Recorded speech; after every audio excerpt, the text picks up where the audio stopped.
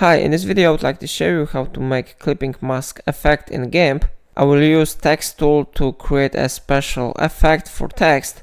So now let's go to the text tool. I click on this one icon, or I press T on my keyboard. After that I click somewhere on the image, so I click maybe somewhere here. Then I change font. For example, I will type here Arial bold, and I will increase size maybe to 500. Then I press enter, escape, and I type here the text, for example text. Okay, and now we need to change position of the layer. We need to move it under a photo. Then I click right mouse button on the text layer and I click on alpha to selection.